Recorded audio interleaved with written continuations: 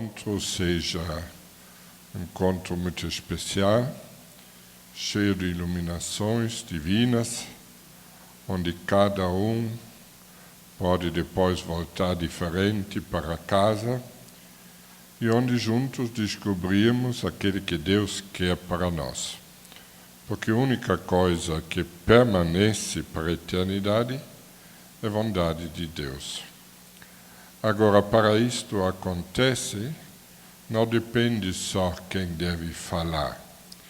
Depende de cada uma e cada um. Porque a presença de Jesus entre nós pode fazer este milagre que cada uma volta diferente, descobre coisas novas e juntos descobrimos, quem sabe, algo que ainda nem sonhamos. Para Ele pode estar entre nós, precisamos estar desapegados de tudo. Desapegado de tudo. Precisamos nos libertar das preocupações que deixamos atrás, mesmo se algumas deveriam estar aqui e não estão, não sabemos porquê, mas devemos nos desapegar e estar contente com este momento que nós temos. Nós sabemos que Deus tem para nós no dia de amanhã, mas agora podemos amar. Podemos estar presente plenamente na sala. Às vezes, a tentação, quando a gente sai de uma vida ativa e começa a sentar, então a tentação que vem 1000 coisas na cabeça. Coisas que tem que ser feito, que não foi feito, e preocupações. Mas tudo isto devemos deixar no lado, senão atrapalhamos o Espírito Santo. Ele quer se comunicar sempre conosco. Infelizmente, nós não estamos sempre ligados. Estes dias eu precisava falar com uma pessoa e era um recado muito importante. Então eu tentei de todo jeito, de celular, de telefone, de recados, mas não consegui. E fiquei bastante triste, porque era muito importante. Infelizmente, se perdeu esta ocasião. Depois, à noite, quando deitei, eu pensei, Deus deve sentir isto. Muitas vezes quer comunicar algo importante e nós temos o celular desligado. Estamos preocupados com coisas do passado ou talvez coisas do futuro. Mas Deus só pode se comunicar no momento presente. Então, eu gostaria de convidar a todos a fazer este esforço de se desapegar de tudo. Esses dias antes de nós prepararmos o encontro, chegou uma carta da irmã Judite, e também a irmã Marilê assinou, e também a nova geral Ana Francisca. Eu gostaria de ler porque ela conta um pouco da história, como tudo começou. E assim vamos logo entrar na origem desta presença das irmãs na fazenda. Então ela fala, no outono passado aqui em Sisson, na sua visita com a equipe da diretoria, você falou sobre este encontro das irmãs planejado para março, abril de 2009 na fazenda, onde vocês queriam convidar todas as irmãs que vivem nas fazendas o ajuda e também a nós. A sua ideia e o convite me deixaram alegre. Na nossa conversa, recordamos várias lembranças. Eu me lembro com muita gratidão em nosso primeiro encontro em Araceli, onde você me convidou, e também o nosso Conselho Regional, para conhecer a fazenda. Nós seguimos o convite e fomos profundamente tocados no encontro com os jovens drogados. Sob a experiência que eles contaram, nasceu um desejo. Aqui na fazenda podia ser um lugar de encontros entre jovens e religiosos. Impressionei-me muito com os jovens vivem a palavra de Deus, treinando o amor mutuamente e servindo com humildade. Eu vi como neste lugar o céu está aberto e como pode ser vivido o Evangelho hoje, e homens se renovando. Um fogo era aceso entre nós. Nasceu a ideia, neste lugar bonito, de construir uma casa de retiro. E para nossa admiração, foi feito. Voltando do Brasil e contando as experiências à nossa pequena comunidade, decidiu mandar as primeiras 2 irmãs para um ano. Irmã Terezinha e Irmã Marilene. Elas viviam numa pequena comunidade de São Damião, juntas com 2 irmãs de Pindamonhangaba. A decisão de como irmãs ficar na fazenda e também dar para muitas irmãs a oportunidade de viver temporariamente na fazenda, decidimos no ano seguinte na nossa Assembleia das Irmãs Brasileiras em Agudos. Era uma grande saudade de renovar nossa vida religiosa. Nós sentimos que podemos partir para novos campos apostólicos se mudarmos para homens novos, no carisma da fazenda. Assim pedimos a vocês para que muitas irmãs possam passar um tempo na fazenda para passar um tempo de renovação. Você, querido Frei Hans, deu o seu sim, sabendo que não ia ser um processo fácil. Como você, também nós deixamos nos envolver. Também Nelson, Lúcia, Raci e outros. Muitas vidas novas eram o presente, no meio de dores e desilusões. Nós tínhamos muitas ideias. Também junto no interfranciscanismo, que fizeram muitos novos efeitos. Sem a ajuda do Espírito Santo, as nossas irmãs brasileiras não ficariam em Guaratinguetá. Temos muito para contar e admirar. Claro, dentro deste processo tem também dificuldades e visões diferentes que precisam o espírito evangelizador da reconciliação. Mas, sobretudo, fica a gratidão pela aliança de Deus. No momento, muitas congregações acharam o caminho para várias fazendas, mas para todas vale ainda, e sempre nova, que a tarefa, aliás, a vocação delas, seja ser Maria.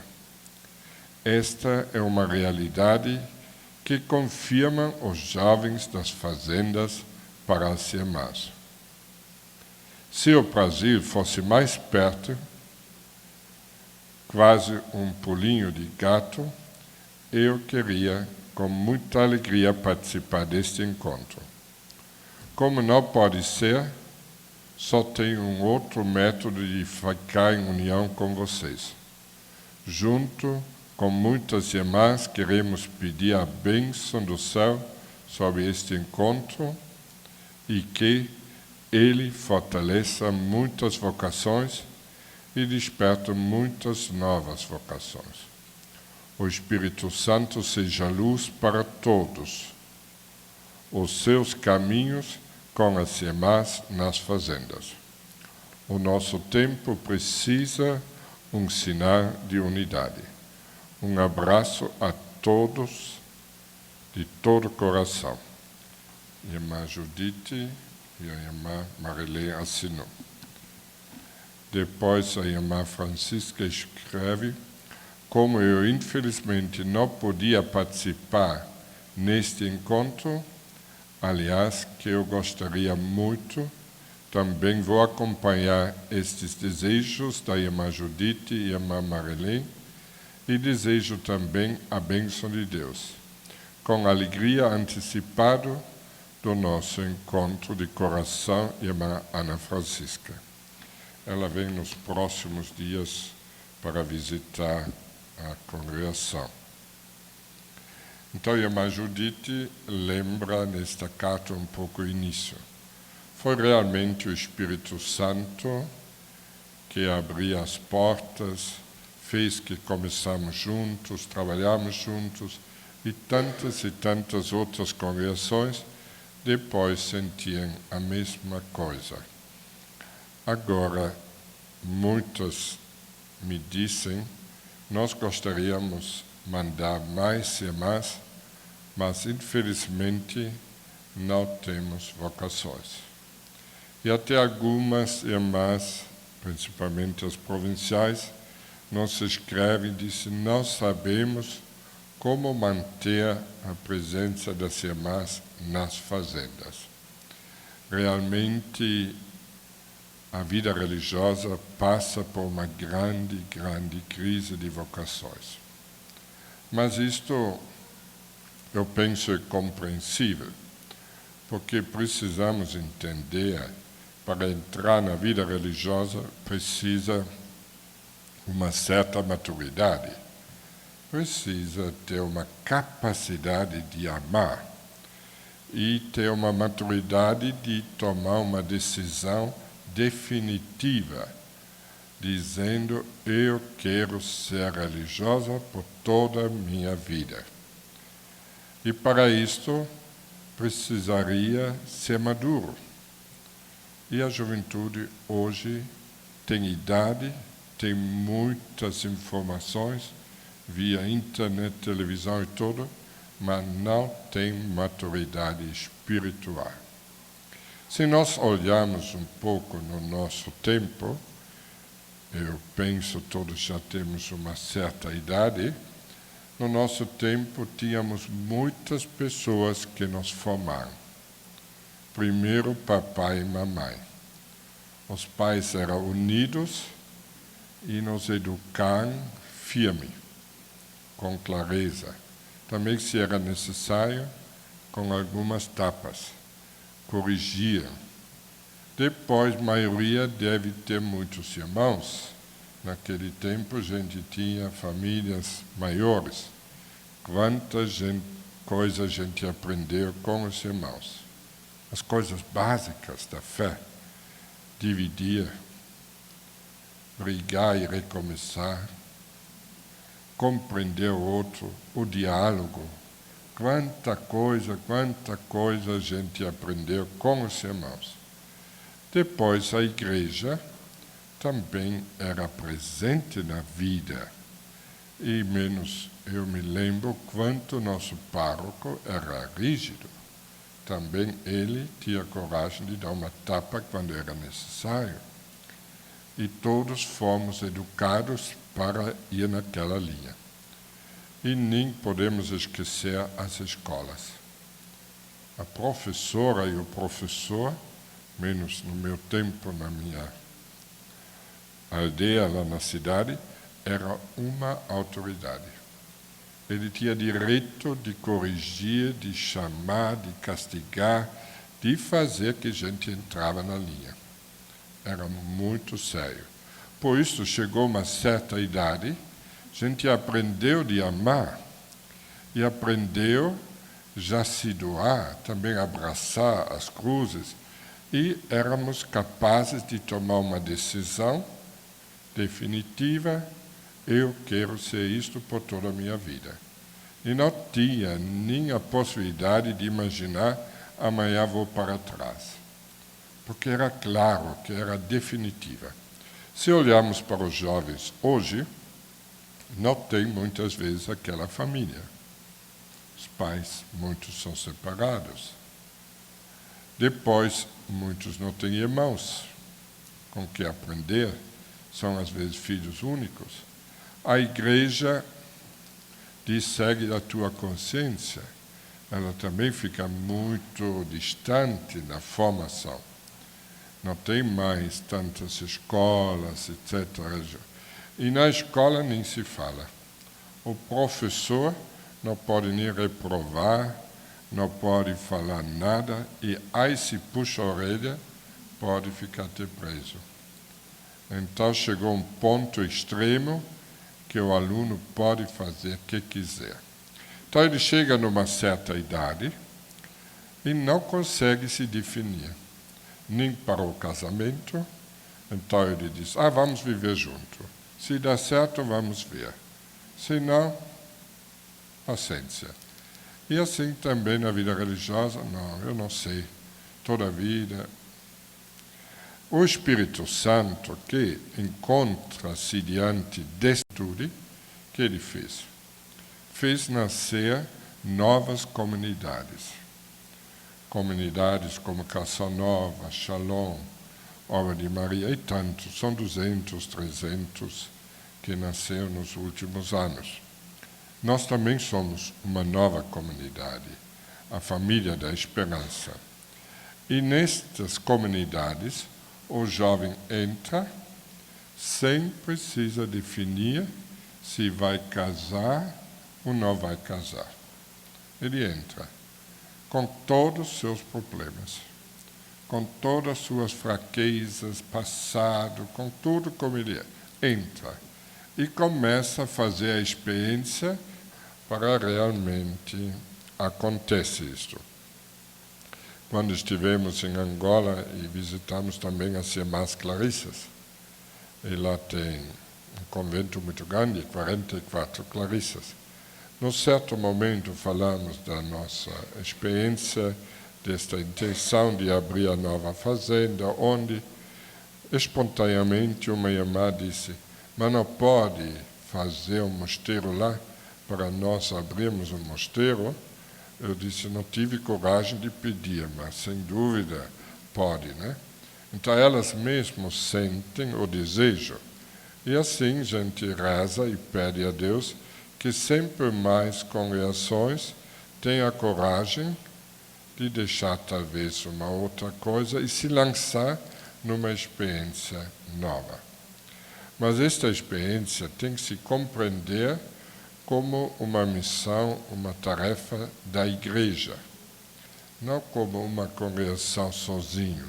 Se veja só como congregação, talvez se sente fraco, somos poucas, não temos, e mais um campo. Não, aqui não é mais um campo. Aqui são mais pessoas, Jesus, que você pode amar concretamente, junto com a fazenda, junto com tantas outras congregações. Por isto, para mim, muito significativo este encontro. Vocês se encontram com tantas outras congregações e, quem sabe, quando voltam, conseguem, não sei se é a palavra certa, converter ou animar, ou não sei como dizer, talvez encorajar também as superiores para continuar neste trabalho. E acreditando conosco que as vocações vêm. Acreditando. Porque vocês, vivendo na fazenda, entram sem perceber no mesmo estilo. Começam a viver a palavra, começam também a escutar os jovens, vendo como eles se esforçam, se convertem, como eles conseguem viver sem televisão, também começam a viver assim, e sem perceber, mudam. Sem querer falar em detalhes, mas muitas irmãs me dizem ao longo destes anos: para mim, o tempo da fazenda foi um tempo de recomeçar minha vida religiosa. Foi um tempo de redescobrir valores e acreditar de novo. Uma irmã me disse: aumentou muito a minha fé, Hoje eu sei que Deus existe, eu experimento este Deus vivo nos jovens. Então, isto depois ajuda toda a congregação. Se algumas recebem esta vida nova, este fogo, e passam depois para os outros. Então, não é um perder, uma coisa... nós vamos dar uma irmã, mas vamos perder. Não, contrário. Gente se renova juntos. E desde o início, o desejo nosso era sempre viver juntos o Evangelho para dar testemunho de uma igreja viva, uma igreja universal, uma igreja que está aberta para dar uma resposta ao problema que hoje existe, a droga, o álcool, que atinge a humanidade. E a igreja unida tem uma luz, tem uma resposta. Agora, uma congregação sozinho, a fazenda sozinho, muito difícil, para não dizer quase impossível. Mas juntos, como igreja, e por isso fazemos tudo junto com os bispos, em poucas semanas vão sentar no lugar de vocês, os padres, e depois os bispos. Vamos ter encontro dos bispos todos os anos. E sempre junto com os bispos vimos que resposta podemos dar. E é significativo, em muitas fazendas, nas diretorias, os bispos são presidente e fazem parte. Tem bispos que vão cada semana na fazenda. Cada semana. Como Dom Alberto, etc. Vários. Por quê? Porque sentem aqui o lugar do pastor. Está ao lado daquele filho pródigo. Por isso também foi muito significativa que o Santo Padre escolheu também este lugar, dizendo, como Papa, eu quero estar ao lado daqueles que sofrem, deste problema de hoje, uma chaga de hoje, o sofrimento de Jesus hoje. Então eu gostaria de animar todos, continuar, não pensar em sair, e mesmo se tem poucas semanas, vamos acreditar que vem vocações, pode fazer junto conosco esse jejum, orações, e acreditar. E quando nós ficamos unidos neste amor, Deus se torna presente. E esta presença chama vocações. Chama vocações. Agora, naturalmente, precisamos nos desapegar de coisas. Eu acho que este amor se pode viver ainda mais na diversidade. Pode viver mais com pessoas que são diferentes do que eu. Aqui o amor parece precisa crescer. Por isso, para mim, sempre uma grande alegria quando vêm esses estrangeiros, quando vêm pessoas de outros povos, outras línguas, outras raças, outros costumes. Isso me dá uma alegria. Por quê? Porque eu sei que eles vão trazer dificuldades, vão trazer problemas que precisam ser superadas, de língua, de costumes, mas isso faz crescer todo mundo. No momento temos na fazenda 15 nacionalidades diferentes. 15. Esse dia chegou ainda um jovem, já um pouco adulto, do Congo. Então são 15 agora. E isto eu acho positivo. Eu sei que dá dificuldades, mas nós nunca devemos fugir das dificuldades. Contrário, as dificuldades nos fazem crescer. E se abraçamos as dificuldades, as cruzes, aqui nascem luzes, nascem vocações, nasce tudo uma vida de Deus. Fugindo, a gente talvez tenha uma vida mais simples, mas não tão divina. E não dá tantos frutos. Eu tenho certeza, cada fazenda que nasceu até hoje, eu posso contar a vocês as cruzes que nós passamos. Eu sei que cada fazenda que abrimos vai ter outras cruzes. Como um filho que nasce, a mãe tem que pagar o pato.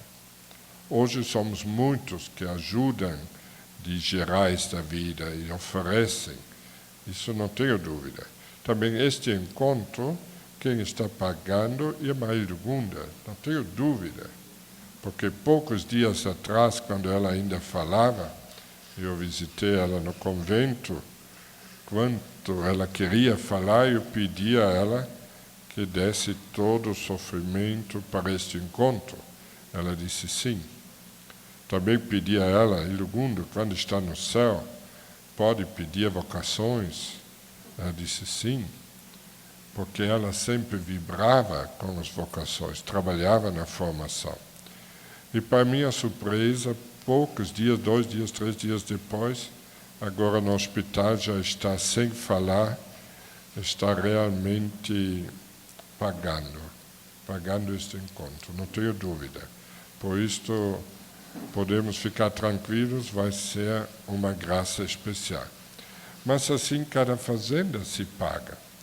Então nós não devemos ter medo das diferenças, das dificuldades, dos problemas, idades diferentes, nacionalidade. Tudo isto, para mim, uma chance para poder amar mais. E para ter mais Jesus presente. E ter mais este divino. E o divino atrai também, hoje, vocações. Não deixam se levar pelo desânimo. Hoje tudo diferente, tá. É diferente, mas Deus é o mesmo. É o mesmo. E o poderoso. E Ele pode chamar hoje jovens como sempre Ele fez. Depois, vocês que estão mais de perto conosco, vocês também descobrem que várias vocações nossas são frágeis. São jovens que se recuperaram, que têm vários problemas, às vezes traumas, mas a gente confia neles e entrega grandes responsabilidades. Por quê? Para eles terem a chance de amar, para eles terem a chance de se curar, para ter a chance de se tornar discípulos. Porque se olharmos na história, os discípulos, os apóstolos também não era grande coisa. Não tinha grande estudo, preparação. Eram homens simples, pescadores. E na vivência com Deus junto, Jesus estava fisicamente no meio deles, devagarzinho eles mudaram. E muito lentamente. Não foi de um dia para o outro.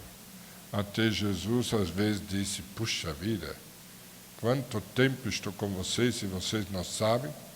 Façam perguntas como, onde você vai? Não sabe que eu sou o caminho? Então, Jesus teve paciência. E ainda além da paciência, no fim, deu uma colher de chá para todos. Mandou o Espírito Santo. Porque eles, humanamente, não tinham entendido o que estava acontecendo. Jesus tem que morrer, ressuscitar, eles não entenderam. Pensavam que com a morte dele acabou tudo. E nós muitas vezes também, com falta de vocações, pensamos que está acabando tudo. Ou com falta disto, pensamos que está acabando tudo. Não. O que precisamos?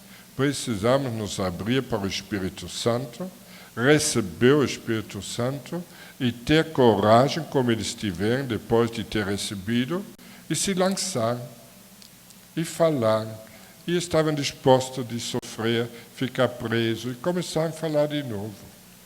E assim nasceu a igreja. Com este fogo do Espírito Santo, nos apóstolos, frágeis, mas escolhidos por Deus. E nós todos fomos escolhidos por Deus. Então somos frágeis, mas somos portadores do Espírito Santo. Então precisamos pedir a Deus, acende esse fogo dentro de nós. Faça que nós tenhamos de novo este amor inicial e nós vivemos este amor com alegria, este se perdoar mutuamente, não ficar preso das pequenas coisas. Às vezes eu chego nas fazendas, os responsáveis e todos são pequenas coisas que dificultam a vida. Parece a graça estar entupido, falta este diálogo, amor para desentupir e de novo a graça pode atuar. E aqui precisa nos ajudar esses jovens frágeis para eles descobrem sempre mais a vocação. E eles têm que encontrar esta vocação realizada, feliz em vocês. Isso ajuda também eles, mutuamente. Eu penso foi uma inspiração divina que Deus um dia fez, como nós já ouvimos na carta da irmã Judite. Não fomos nós que planejamos, mas foi Deus, e Ele está levando para frente, apesar de todas nossas fraquezas. E vamos pedir que Ele continue.